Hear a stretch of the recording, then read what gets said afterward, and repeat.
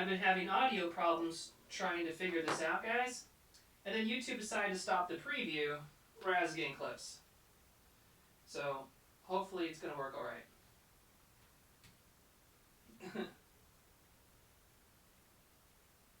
So I'm going to switch back over here. Properties. And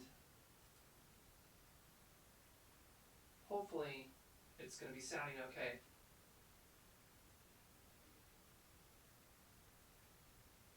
No still echo.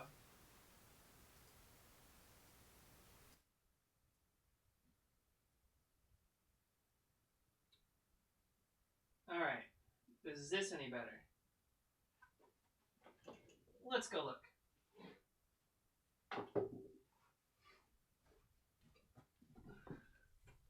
I hate this, I really do, because every time there is an update with OBS, it absolutely breaks all my settings, and I can't figure out what's wrong with my particular hardware that causes this weird audio issue. But it does look like at least the audio and the video are somewhat in sync, which wasn't the case 5 minutes ago, but it might sound like a robot. But I'm frankly just kind of tired of troubleshooting it. Doesn't really matter anyways. I just wanted to quickly open this up, and I was like, hey, you know, it'd be fun if I just clicked live stream really fast, but 30 minutes later. Well, hi everybody. I'm also sorry that YouTube decides to tell you guys that there's going to be a stream right as I'm trying to set the stream up. Because if I go live, basically, well, not even if I go live, if I start streaming to YouTube and say I'm going to set this up, it tells everybody in the world that I'm live streaming, even though I'm not anywhere near ready to live stream. But there's that. So, hello people. I think I can mostly read everybody over there. People saying hi, people saying I look like I got hit by a bus, which is partially true, but that's true for all of us. 2020 has been like a big flaming bus. So, anyways, the S3. So, I don't know what I want to talk about exactly, but I was going to open this up like in real time and be like, ooh, remember when? But I actually had to open it up beforehand because this particular one I got back from a old friend who's had it for years and years and years, and it was caked with dust. And there was no way I was going to open up this in my office. This is probably where the coronavirus started.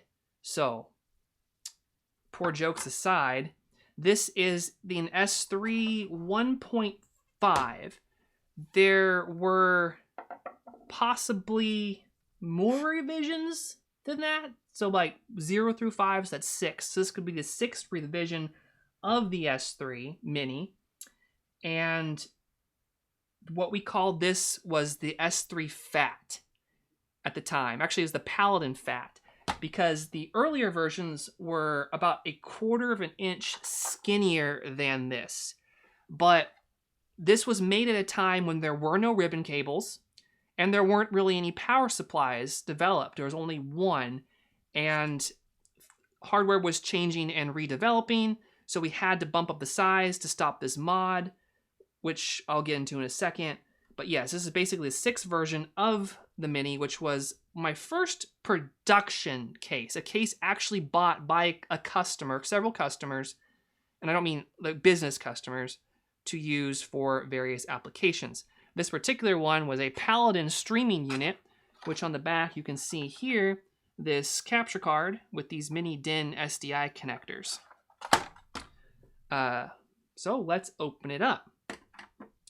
I used, because my design philosophy back in the day was have one screw for everything, and I went with American screw sizes because I was mostly selling these in America. So these are 632 screws. What's special about them, and maybe interesting to you guys who develop cases or tinker or make your own modded builds, is that they use what's called an undercut screw. Because this material is about, I would say, 1.5 millimeters thick. Usually aluminum comes in about 1.2, then jumps to 2, but I think I'll get the calipers out on this thing. But the point is that if you were to countersink this aluminum, you'd have a very thin flange and it would end up going through the bottom material. So let me get my calipers out.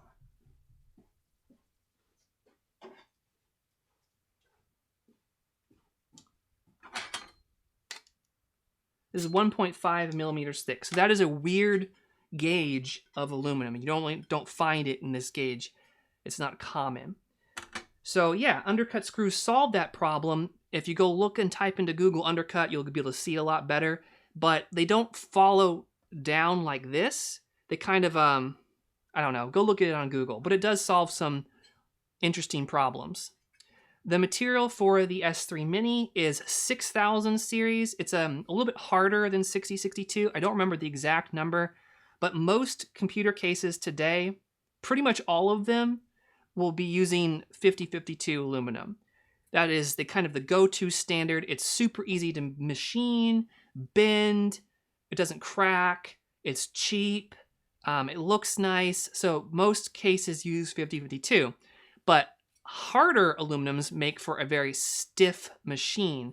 And the idea behind this was it was going to be carried around, backpacked, kicked around, and it needed to be strong. So that is the material. Someone's correcting me and saying 1.5 is super common for custom mechanical keyboard plates.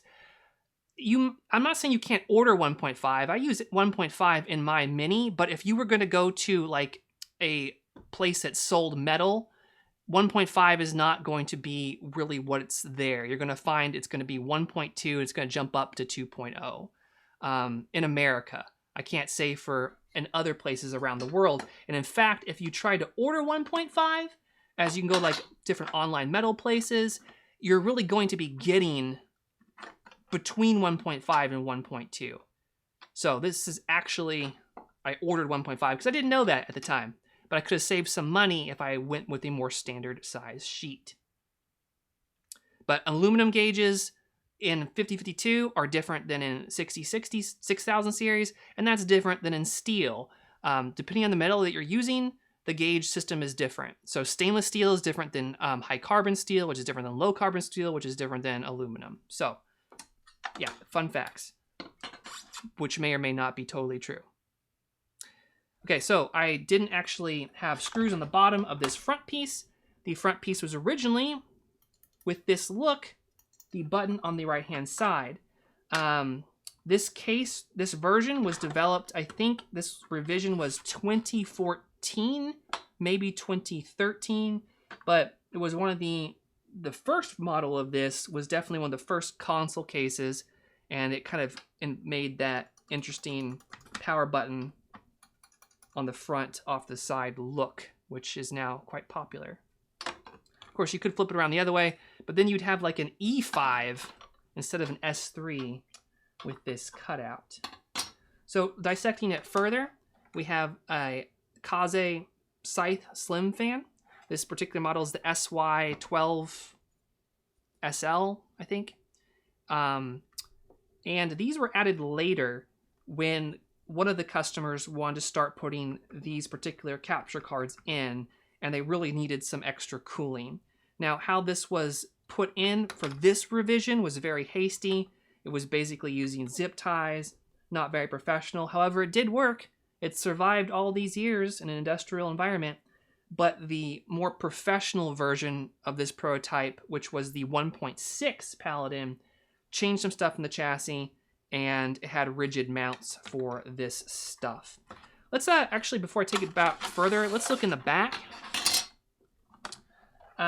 As you can see, the S3 is a very skinny chassis. It's so skinny, in fact, that you have to use a custom I/O plate to put a motherboard in, because a standard I/O plate is exactly this dimension. So there's no way to actually pop it into the chassis. And of course, this is the fat S3, remember, so the skinnier one was even skinnier than this, which was ridiculous, but I think this was a good compromise. Looking at the comments, let's see what people have to say. 1.5 is uncommon in Germany as well. Interesting. Leo B says, is aluminum poisonous? My mom says so, and if I cut aluminum, my mom says that if you breathe in the air, it can get dangerous. Aluminum is not well, everything is poisonous if you ingest too much of it. But no, generally speaking, aluminum is not poisonous. However, if you are machining aluminum with an oxide grit sandpaper or cutoff wheel, you don't want to breathe that. It's not poisonous, and if you wear a mask, those particles aren't going to get into your system, but aluminum is definitely not poisonous. It's not poisonous to weld either, I do not believe. And I don't even think the oxidization that forms on aluminum is poisonous. But always listen to your mommy. Never not listen to your mommy. Listening to mommies are very important. But yeah, you might want to check and see about welding on aluminum. I know you can't weld on galvanized steel. Please do not weld on galvanized steel. I didn't know that, and that creates chlorine gas, which is very poisonous. That was a tangent. Adrian is asking, and so is Jonathan and other people, if these cases will ever go on sale again. Not exactly. The S3 Mini is a very old design when I was first starting, and you do not want to build in it, which is hopefully what we can learn from this video so people will stop asking for this case. However, yes, I absolutely want to bring back the S3 in some way, because the S4 Mini uses super premium finishing, has a lot of great design features, and lots of extra parts and pieces. But I think there's a compromise to where we can have what's great about the S4 Mini as far as functionality, but in a package that's cheaper to produce, like the S3 Mini.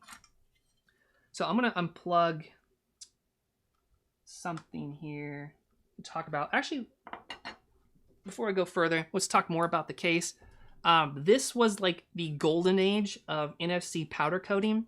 I had this awesome group of friends downtown where they do all my powder coating for me, and they were artists. They did powder coating jobs on like wheels and motorcycles, not just industrial stuff. And we actually had a powder coat mixed up that we had been, because there's not good powder coats that don't scratch. This is a Teflon based powder coat, I believe, and it's extremely, extremely scratch resistant. It is the toughest powder coat that I have seen yet. And the only scratches on this, after years of being kicked around, actually go into the metal, and the metal is actually chipped. So like this got run over by something else that was metal. But this still looks great after many, many, many years of being put in a bag, taken about, put into productions. So it's good stuff, and I'd like to be able to find this again. Weird thing, I wanted to produce this powder coat on the S4 Mini Classic, and for some reason the way the metal was made and the cutouts, it created this weird Faraday effect. That's not the right thing. I'm not a physicist, whatever. But it could not be painted on the sky slots. Isn't that crazy? That just the shape of the cutouts prevented the powder coat from sticking. For those that don't know, powder coating is basically taking little bits of plastic, very, very fine, microscopic, powdery plastic, and charging it electrically and grounding the part that you want to powder coat, and it will suck to that plate. And then you bake it, and it becomes this hard surface. But because electricity is involved in the shape of the sky slots, it would not go. So I had to find other means to powder coat them. All right. People asking more questions. Are there any ones that I like to answer? What's up with the S4T being delayed? Yeah, it's 2020, man. I want to make the S4T. I'm pumped about it. I'm excited about it. I'm going to be ordering more. But I got broke this year. And everything else that happened. And I still can't even ship the S4M to a lot of countries around the world, although it's starting to open up. So before I, offered it for sale and took people's money, I actually wanted to be sure I could ship it to you guys. That's why I don't do Kickstarters and stuff like that. I am a firm believer of actually proving you can make something and proving you can ship it to the customer before you take their money. It should not be the customer's problem to hand you money and then you go figure it out. You should have your homework done beforehand. So that's my answer for the S4T.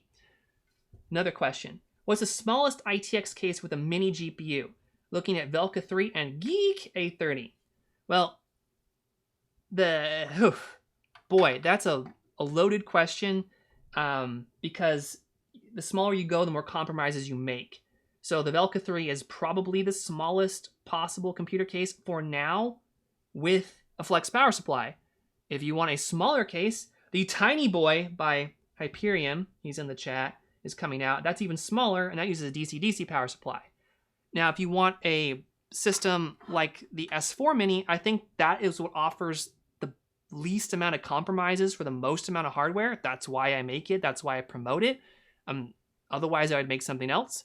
So I do think the S4 Mini is the smallest computer case out there right now for a graphics card without having too many compromises. But I am biased because it's my case. Gizmodo asks, what was the price of this S3? And I can't really give you that because I didn't sell them to end users. I only sold them to business customers who were deploying actual hardware configurations, because these cases, as the more I tear it down, we'll talk about, they're not easy to install hardware in, and it required specific hardware to install. I don't even remember what I built a lot of these, so I don't even remember what the cost of the case was. However, it was kind of high because this was back when I was doing a much lower quantity. The powder coat was about, for me in volume, to get them all done, I think about $50 per case, which is pretty expensive. I can't really tell you for sure. That's an interesting question, though.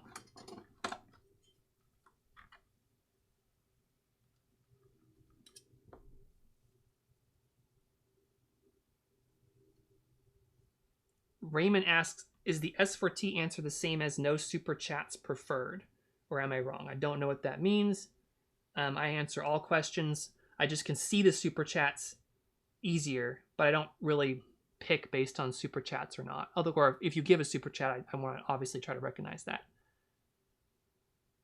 All right, so back to this. Why is it pink? Oh man, that's a great question. So this was 2007. I started working with another group of people in a startup called Paladin. And I don't remember when, but at some point I walked into the office and was like, we're doing things pink. Pink is going to be our color. This is like FA03B7 or something. I'll post it in the description. It's a very particular kind of pink. And everybody thought I was absolutely nuts. The customers thought I was nuts that we had at the time that we showed it to. Everybody in the office thought I was stupid. Pink is a girl's color, etc., etc. But you know what? We were going to trade shows like crazy, and everything at a trade show was black. Black, black, black, black, black, black, black. No other exception. Maybe some silver accents thrown in, but for industrial AV equipment, it was black. And I wanted something that was really going to stick out and be talked about, and hence this pink color was born. And it was crazy because a lot of people who dissed it at first started to actually, like, it caught on. People liked it and thought it was pretty interesting. And that's when we started to see more color interjected into the AV equipment right now, because some big companies took note and started using a lot of the weird marketing that came out of my brain that I didn't think was going to work, but it was fascinating. But this is called Paladin Pink. It's a special pink that was whipped up, and it's kind of fluorescent. It's more hot pink than cool. It's hard to see on camera because who knows what the exposure looks like. Looks a little bit washed out there, but if you go to my website, you can see some more accurate pictures.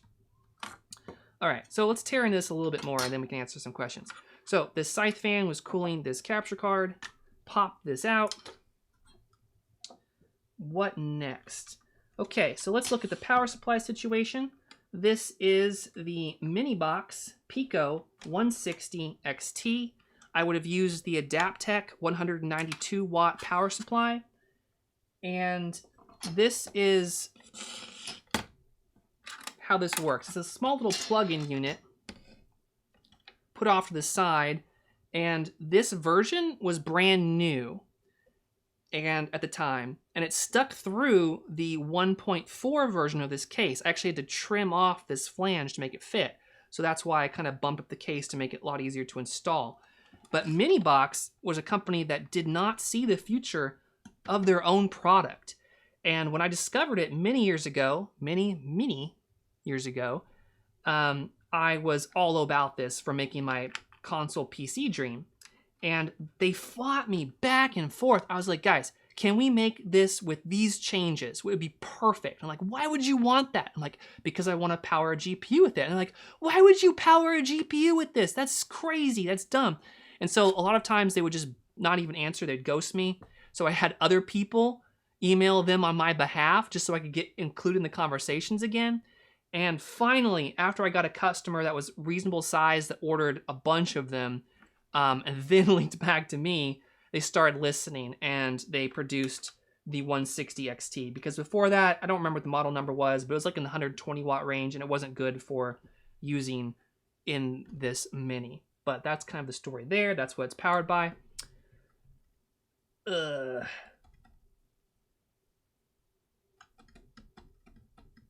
Some people ask some interesting questions that I don't have answers to. The cooler, this was a lifesaver. This is the Zalman CNPS2X, which is basically a 1U cooler, but it has this cauliflower fin design, and it works amazing. It's still an incredible cooler today, but this allowed me to put in a quiet cooler, and this is a very quiet cooler that can easily cool a 65 watt CPU and get away from the blowers. Because again, this came at an interesting time in small form factor where just this stuff just didn't exist. So you had to get like a Diantron blower, and it was so loud and wasn't going to be acceptable for video productions. But this cooler, which you can still buy today, although you can't buy it with modern brackets, which is a big, big bummer. I really wish that Zalman would update this cooler, but I don't know if they're going to or not. So that's kind of the sad part. The motherboard is a DH77DF, and if you look here, you can see that this backplate, which is obviously cut directly for this motherboard, fits this motherboard perfectly. But this motherboard's weird, and it has the I/O in a offset position that you don't normally find in today's motherboards. So if you bought a new motherboard, the audio interface would actually be more towards the power connector cutout, and so you'd have to actually cut into the case to make it fit. And I have sold a couple of these cases to people who have asked because they come back to me, or I buy them back on eBay whenever I find them. But it's not worth it to me because I have to explain so much to the customer, and then they run into problems and they're frustrated, and I just don't want that. I want people to buy something that they're going to be happy with. But there's a lot of modding that has to be made to make this work with a new motherboard. Just Do It Yourself asks a great question. What's your opinion about the Velka 3 or its successor, and do you consider it competition? I definitely do not consider it competition, but I have to be careful about reviewing other people's cases because I think that the majority of people would think that I consider it competition because it's a case. But I don't compete versus anybody except people making mini clones. That's just how it is. I'm so niche and I'm so unique that you're crazy if you think the Velka 3 and the Mini are your two options. You know, you kind of have to make a consideration of what hardware you want, what you're going for before you even do that. So they're totally different in my mind. For me, not reviewing the case, because I don't want to do that until I'm out of the case business. I'm not going to review other people's cases, except to maybe give a shout out.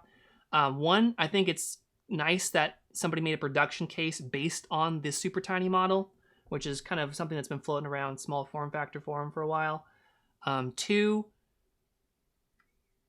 I personally would not buy a case like that, not because I don't like the case, but because you need to use a flex power supply, and where are you going to put all those cables? And you kind of have to assemble the whole thing at one time. But,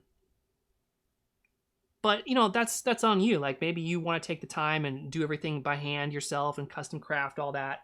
But it'd be a project. The Velka would be a project case where you have to spend a lot of time assembling it. And I'm lazy. So I just want to throw stuff in and be done now for my own stuff. But yeah, they're definitely teeny tiny case. I'm glad somebody made a really teeny tiny case. Jim, it's been a long time. Good to see you, man. I can't read from here because my eyesight's really bad, so I'm dyslexic. So, but I think it's Finks. Says, I want to build my own computer case, where to begin or whom to look up for. I like the S4 Mini. I want to It's costing too much to ship to your country. Well, if you want to make your own case, actually definitely check out my channel, because that's all I do is make computer cases for projects, for fun.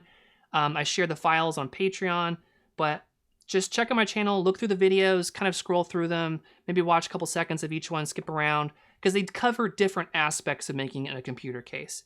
There's one in particular I definitely recommend, and that's it's like the dissection of, it's like the smallest power supply, no, it's the largest power supply or smallest computer. Definitely watch that one, because I pay tribute to a member of the community that has basically created a walkthrough of how to start making a computer case. And it has all the links and stuff. That's why I'm saying go check that particular one out. Embella says there's some modular flex power supplies. By the way, hello, Embella. It's good to see you here. I definitely would not... That doesn't really help you too much, because of the fact that those cables, while they're modular, you still have to make them custom, because they're not... if you look at them, there's like 2 ports on them. So you'd have to make a computer's cable wires for everything and have it go break out, which you can do. There's not a problem with that, but you'd still have to make basically custom cables. You can't really order them. So I think it still kind of has the same problems. But it would be easier to make the cables with them if it fits. I don't know if it fits in the Velcro or not, because they're a little bit longer.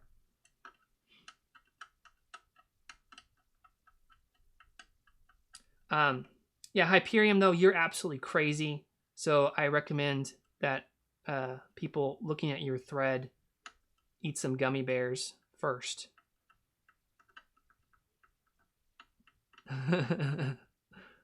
Very fun thread.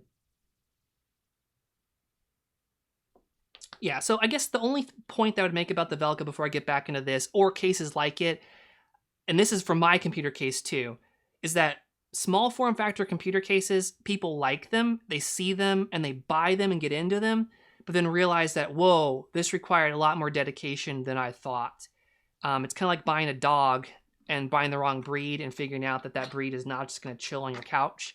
So I think the Velka is more on the extreme end of that. And the Mini I've tried to develop to make easier and easier, and then I sell accessories to make it easy. And right now, I think it is the easiest case to build in, period. But it comes at a great cost. You have to buy all the stuff that makes it easy. So there's trade-offs everywhere. Anyway, moving on through here. So let's take out the graphics card. One of the hardest things about designing a computer case is, for the first time especially, is designing all the I/O and having everything line up so where you can actually install your cards. That's the part. That's the part that is not fun. So I do recommend that before you even start doing everything else, make sure that you've figured out and you're competent and capable of modeling how you're going to mount everything first. And then once you've figured that out, then you can go crazy with the rest of your computer case. And always save it as a separate component. Because I know from my experience, I'll make something awesome, and then I'll try to go put the cards and stuff in, and then it won't fit. And I'll have to end up moving everything around again. So yeah, first you do layout, you put all your cards and components and pieces either on a piece of paper or on the computer, how you want it laid out. Then figure out how everything attaches, and then do the design around that. Okay, this is the Blackmagic Intensity. No, it's the Decklink Pro, I think. Pro Quad. I'm not sure. But it's a very, very, very expensive capture card. So, put this over here. If anybody wants to buy that from me, let me know. So, the ribbon cable, another piece of history, NFC history. This is a custom ribbon cable because that's how you had to buy them back in the day. And there were not, when I started, 16x ribbon cables that would really work well for graphics cards. There were tons of different ribbon cables. Well, actually, no, there were not tons of different ribbon cables. There were lots of brackets, PCB brackets, because they've been used in servers forever. But ribbon cables, high bandwidth ribbon cables, were brand new. And shielded ribbon cables like this for 16x didn't really exist. So it was quite an adventure going to the 3 people that make these things and saying, hey, I need a ribbon cable that does these things, and having them be interested in making it, because at the time I was so small, I had to find other customers and kind of do pool buys and stuff just to get people to talk to me. But this first one was by 8X Electronics. I also worked with Amerirac, but they created, in my opinion, one of the first, best, and most affordable PCI 16X low bandwidth, low latency ribbon cable that worked well with GPUs. I think I have one of the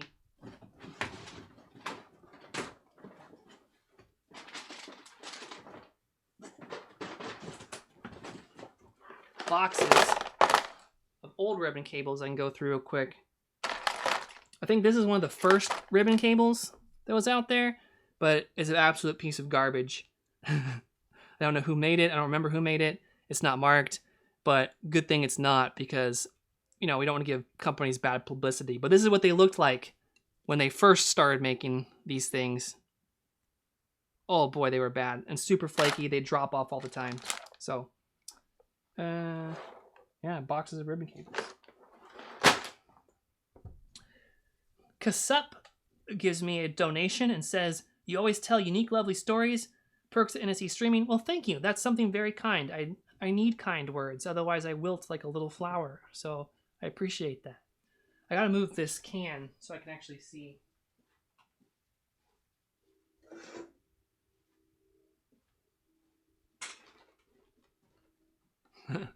Yeah, very expensive capture card. Throw it behind my shoulder, but I don't have a use for it anymore. And people hate them now because everything's moved towards, SLR cameras with HDMI. So, like, trying to sell one of these guys, while it still technically does the work, that's still worth something, nobody wants to buy it because people just want to buy HDMI, straight HDMI now. Nobody wants to convert mini DIN to BNC SDI to your computer. So, yeah, I don't see me ever selling that thing, but still does the job. All right, so this is where things start to get embarrassing, but also efficient in my original design for Baby Josh back in the day.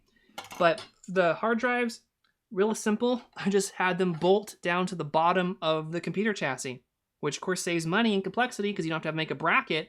But there's a drawback in that there's a thickness, right, to the cables, the power cable and the data cable, which put pressure on the interface for the drive. Not really good. So I actually had to go find, let's look and see if this is one of them.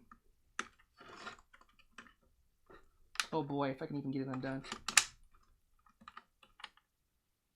Yeah, okay, so this is a slim one, but for the first minis, before I found slim ones, I would actually sand down by hand the connectors of these cables to get them flat enough to where they could be installed on the bottom.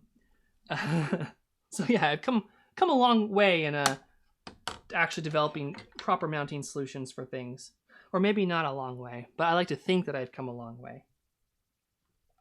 What else is interesting about this case? There's not really a lot. It's really, really simple. The slots for this have been tested for this system, and they have passed FCC certification, but they've been massively improved with these sky slots, which I had done by Cascade Engineering. They helped me come to that particular design. I had some ideas. I sat down at the table with some brilliant people, including the person that worked on the black box for Boeing, because I'm very, very lucky to know a friend that knows a friend that knows a friend that is best friends with that guy who's like half of owner of that company. And it just worked out that way. So I'm very lucky to have worked with them and figuring all that stuff out. So the new sky slots are better, but these old ones are kind of retro and cool looking. Be nice if I bring back the S3 to probably go with something like this and then do like 80s paint jobs on them. That'd be kind of cool.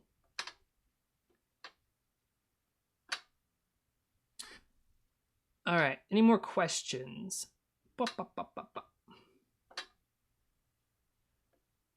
Gizmodo asked about COVID-19 situation, and I gotta say, it's been a wild, wild ride.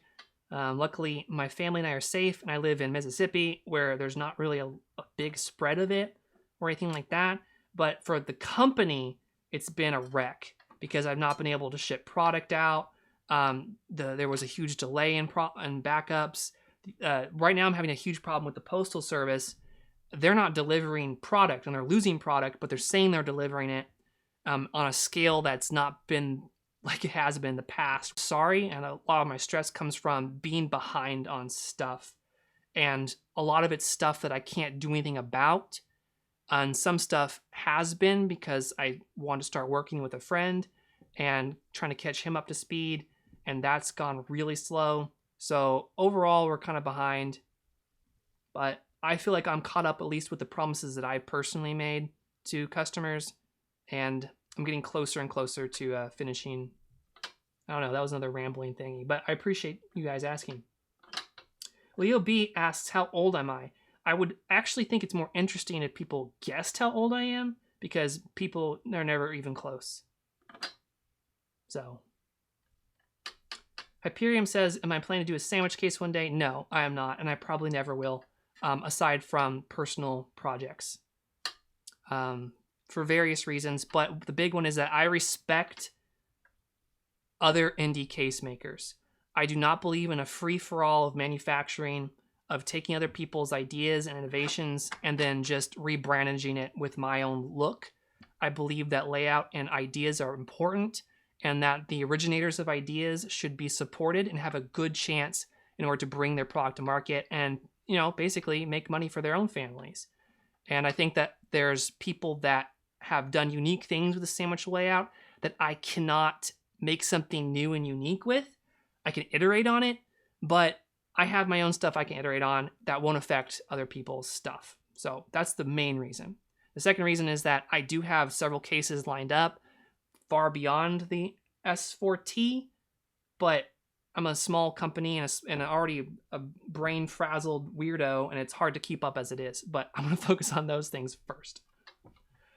Friedrich, thank you very much for the generous super chat and for the compliment. And he asks a question that I probably can't answer because I'm not good at this stuff. But what AMD GPU would you recommend for a beginner for DaVinci Resolve and Final Cut Pro X?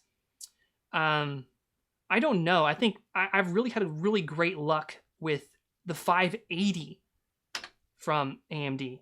So, you know, I don't recommend going necessarily and buying a 580, but it works amazing with Blackmagic, and it works amazing, or not Blackmagic, yeah, DaVinci Resolve, and it works super great with Final Cut Pro, which is what I use for my videos, and I'm running it on a 580 right now. So I'd probably, if I was going to buy something, I'd try a 5700 XT, but, you know. Rando says mid-20s for sure, and that's awesome. Yeah, thank you very much for that. But I am... Bella says 44-ish. Screw you, Embellis. I didn't think I was going to be sensitive about my age, but I guess I'm sensitive about my age now. But I am 34 years old.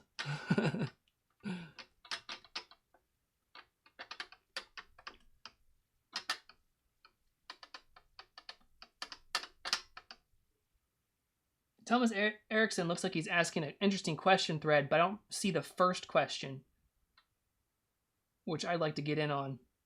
Okay, so moving on. I keep saying that over and over again. What else is there to talk about this mini? Nothing. Very simple design. You know what I'm going to do? I will upload, well, you can already download the 3D model of this computer case. If you type in S3 Mini Jez, J-E-Z, into Google, you can find a download for this. You may also be able to find it on the Small Form Factor Network forum, but it's a SketchUp model. But if I can find a step file of this, which I don't think exists, but maybe I made one when I was half asleep sometime, I will definitely upload it and put it to my Patreon supporters, subscribers, because that's where I've started uploading all of my case stuff files. Friboski says something very nice.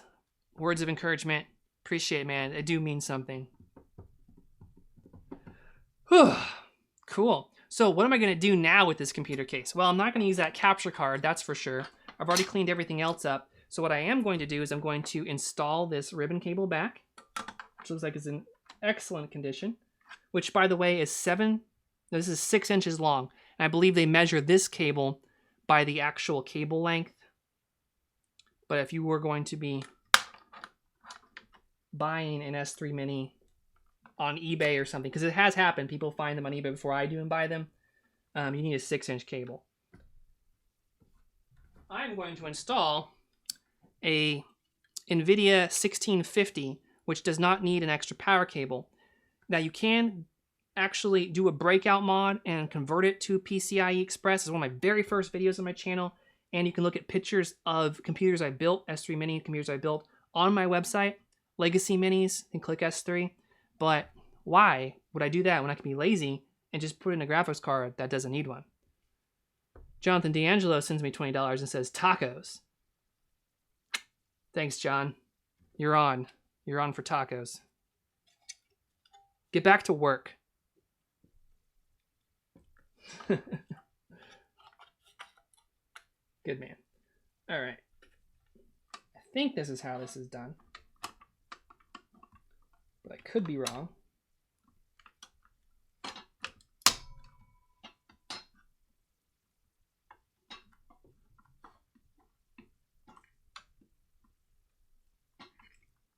Oh yeah, I remember this. That's cool.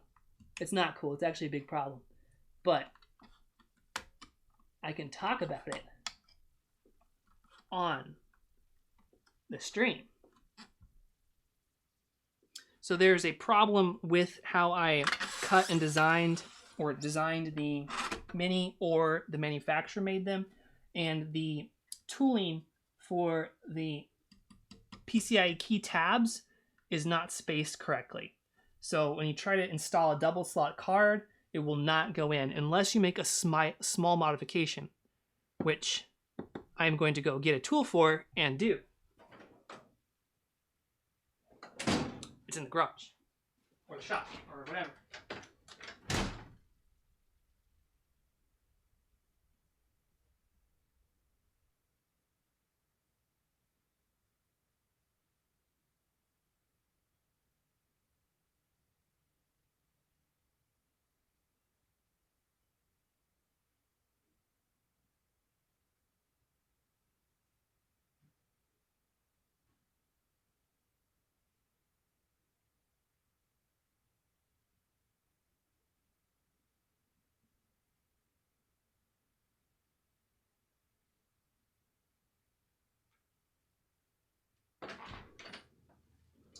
I don't know where my good ones are, but these are aviation snips, and I'm going to aviation snip. You can also use a belt grinder or sandpaper. You probably could use some dikes, but I wouldn't do that. It would damage them, and then you'd have a bad pair of dikes. More questions. Which country do I have the most customers from?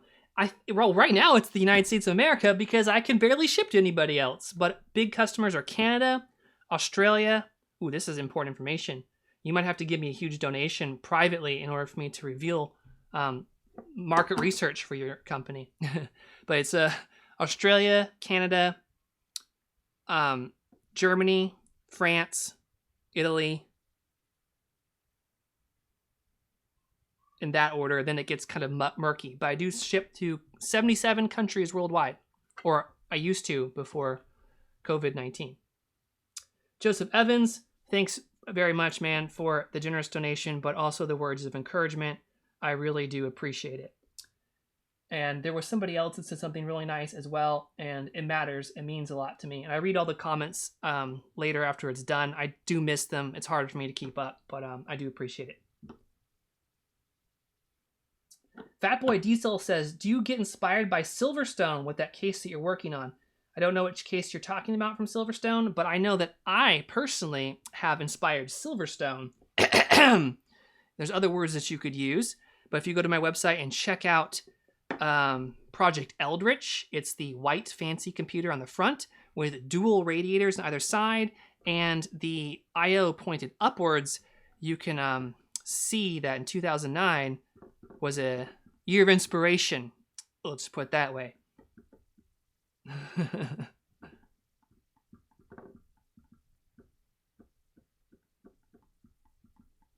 Revolution said, am I eligible for getting compensation for lost income? I don't really know how to do it, and I'm pretty worried and concerned about getting involved in all that. I just want to do things as simple as possible and just wait it out. I'm not really in danger of losing the ability to feed my family or anything like that. If I have to close the business for a while or do something else, it's not a big deal. It's in God's hands. This is what I love to do, and yeah, I'm not concerned. I don't have a lot of debt because, again, I worked my way up from the bottom, doing minimum wage work to fund this business. So I've not borrowed massive amounts of money. So I'm not in trouble in that regard. So I'm very lucky in that regard.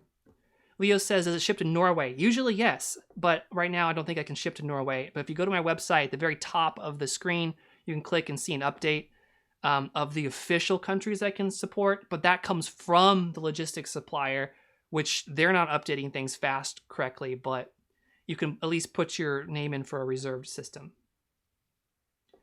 Yukuzi says, is SFF Lab coming back? It's been quiet for so long. I don't think so. I don't know, but how I understand it is SF Lab is done.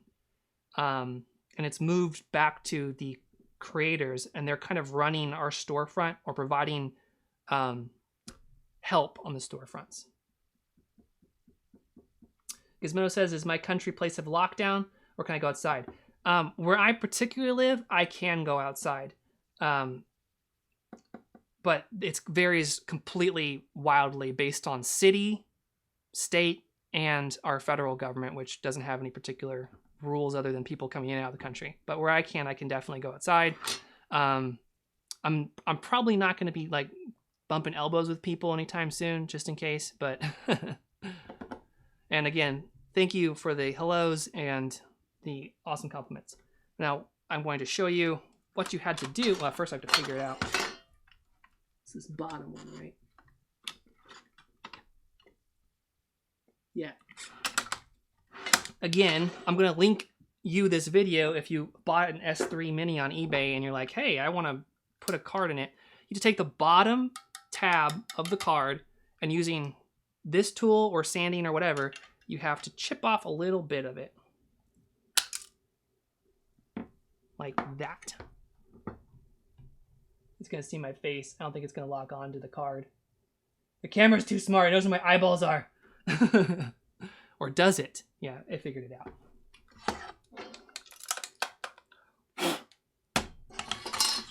So now it should be able to go in.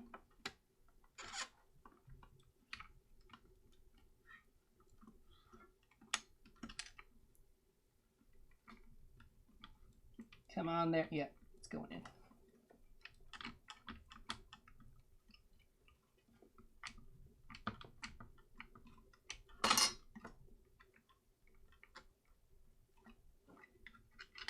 Oh yeah, I was going to put this little light on.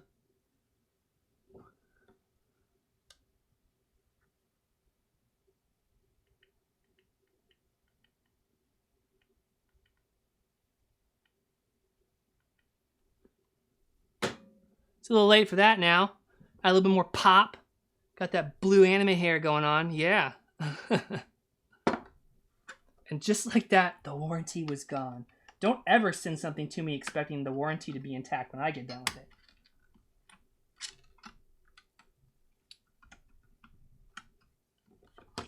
Also, it's a 1650, so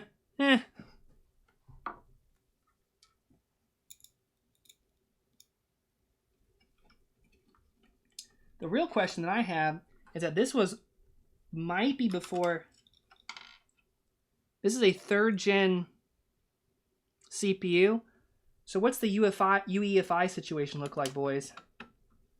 Am I going to be able to boot to this graphics card? Or am I going to need a fancy BIOS update? And this is an Intel board. This is the DH77DF. So if I do need a BIOS update, that's going to be creepy because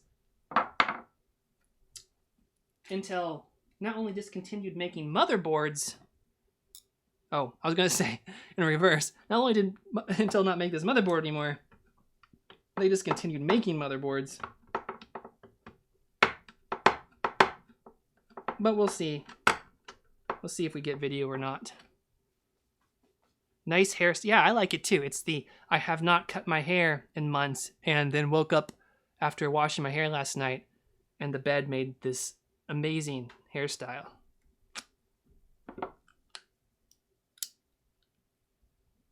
I got bigger things to worry about, man.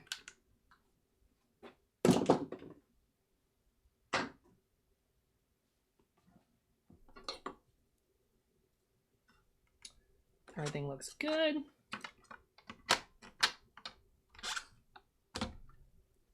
Make sure I plugged everything in. Don't need this anymore.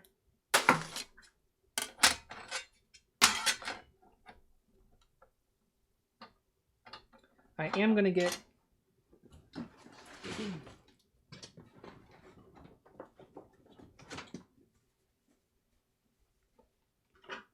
a small piece of neoprene.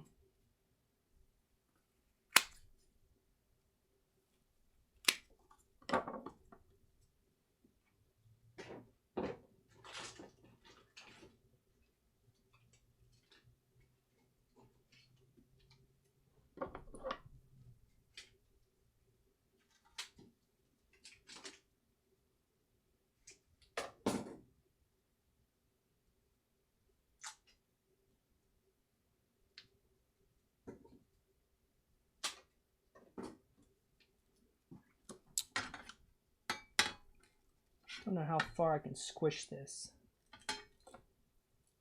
It's pretty far, but I can do that.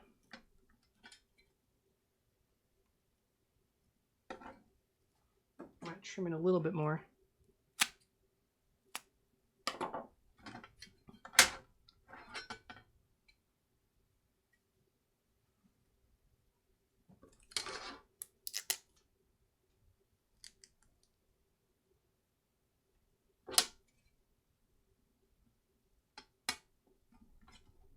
And what I just did there is I created an air gap between the fans and the top of the case, which will make the card run a little bit cooler. Maybe, but it will make the card run quieter. That's just science that I can't prove. Or will not prove because I'm too lazy to show you right now.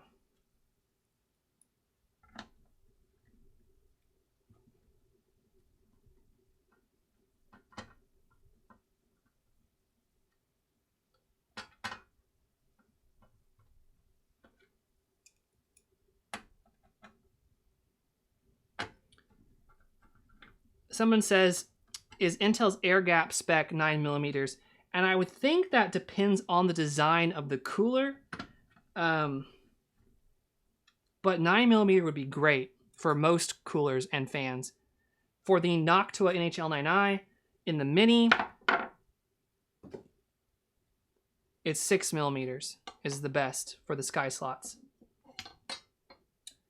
For this, I have about 12mm in the front and measured from the hub, 6.6 in the back. So I think that we're sitting okay.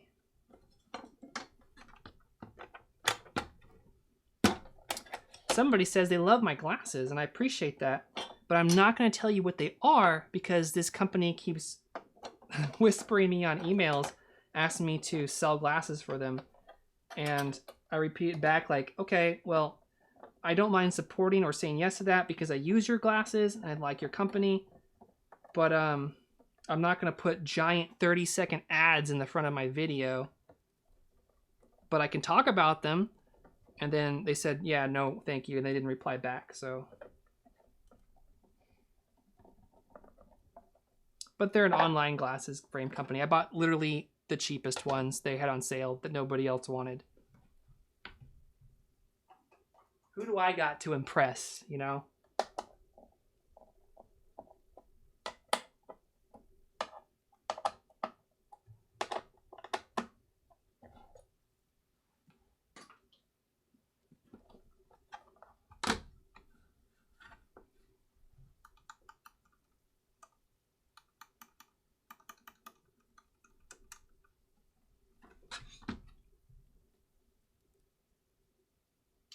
Need some more of those undercut screws.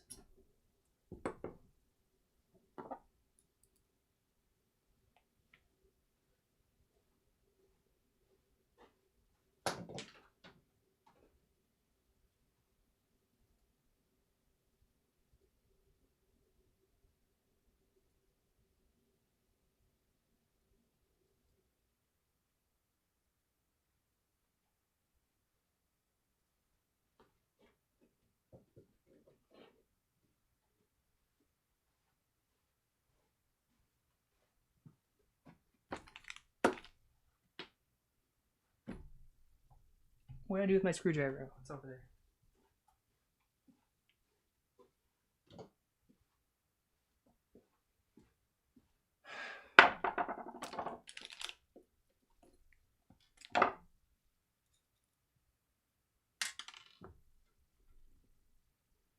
Meteor Media says, what's the fastest half-height GP that's currently available? Well, for sure, you can go buy a 1650. But if you want, I would go look at the Japanese market. If you know any Japanese friends, ask them, because they're the market that those weird half-height, low-profile cards get made in and then imported over here. So I've had luck with companies like Sparkle in the past. They've made some interesting half-height or low-profile cards. But I would check the Japanese market in case there's something that I don't know about. But right now, it's the... In fact, I have one. It's the MSI 1650. And you want the MSI one, not the Zotac one if you can even find it. The fans are a little bit quieter on it. But even those are hard to find because the 1650 Super is replacing the 1650. And companies don't have spare chips for those little low-profile ones, so...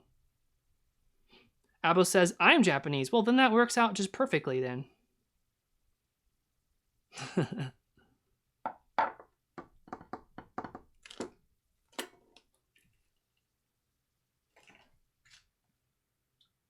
I seem to have misplaced my other undercut screws, but luckily I have drawers full of cases of screws.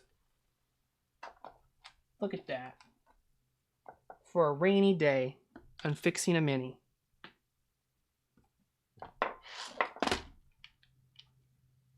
Now the real question is, am I going to have a power brick for this?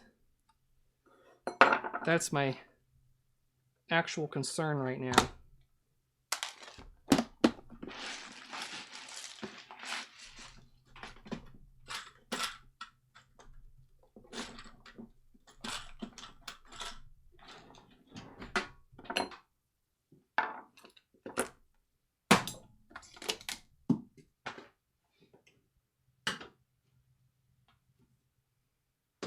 Let's go look in the dark pit of wonders.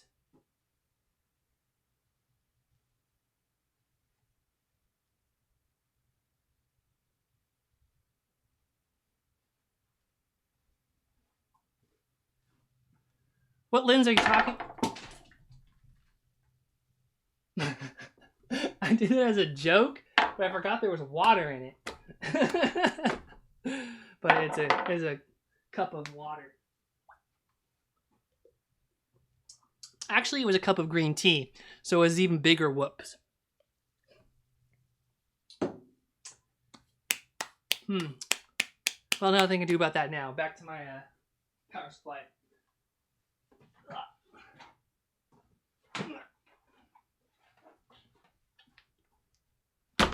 This should be a box of 12-volt power supplies. And the very toppiest one is exactly what I needed. Fun fact, earlier versions of the Mini, there weren't awesome 192-watt power supplies like this. They did not exist. This was a crazy, awesome thing that was sourced and made because Minibox placed a big order. So what you had to do was get an Xbox brick and mod it. And that is what I did for this little guy. For one of the early Mini prototypes, which was Haiku. You can see more pictures on my website. But this bad boy is powered by that brick. I've told this story before, but for my wedding present to my wife, I made her this little computer, and she was so excited. And the very first time that she got up, she had the headphones plugged in. She forgot to take her headphones off, and it went whee and broke and shattered. So it was very sad. Not because the computer got broke, because she was so sad that she had broke it.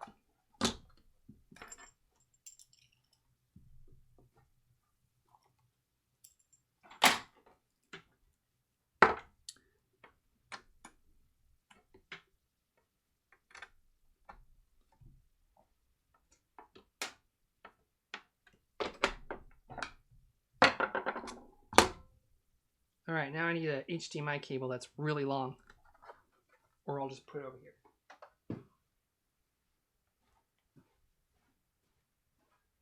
I don't think I have anything compromising, so we'll just go like, woo-hoo.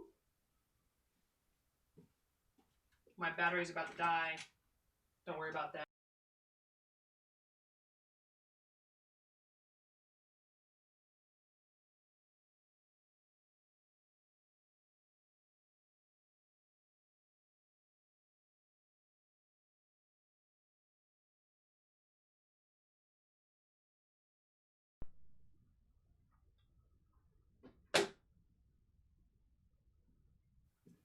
And we're back.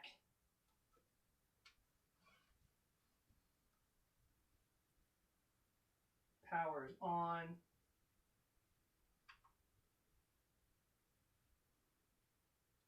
Let's see, one. No.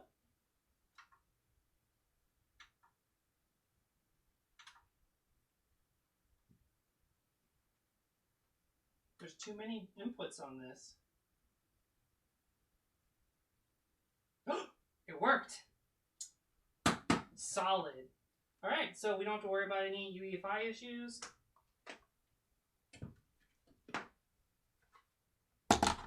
Which means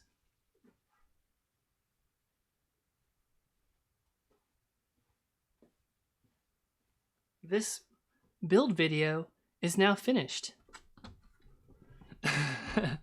So I appreciate you guys joining me on a stream. It's been a long time. Thank you very much for all your questions, and especially for the nice things that you guys said. World's a bummer right now, guys. World's a bummer. So it's great that we can actually come together from all parts of planet Earth and just be chill, be friendly, be happy, and brothers and sisters over something as silly as small form factor computer systems. Well, I believe you guys. Hope things are well. Stay safe. God bless you. And I will see you next time I do a stream. Quick updates. People want to ask S4T. That's coming soon. So probably by the end of the summer, you'll actually be able to order them. Your orders that you have ordered from me, we're trying to get caught up on those. Hopefully we'll be caught up by the end of the week. Special projects, I work on those in queue. I'm getting caught up on those, and they're all turning out pretty good. And what else? Oh yeah, this is an important one. If you ever have a question that you need me to answer, send me an email or Facebook message me, although that's slower. Hit me up on my Discord, but just know that I do not ignore people's questions. If you have not gotten a response, it's because your email got filtered or deleted or spammed or something, but not by me. So I always answer everybody. Sometimes it's a little bit late. Over the weekend, I don't answer emails, but I do starting on Monday. So yeah, you need to contact me. I want to answer your questions, because some people say that I didn't answer their questions, but that's not who I want to be or who I am. I think I do a pretty good job. So don't panic. Just contact me. Ooh, it's wet from tea. On another form. So see you in the Discord. Peace, guys.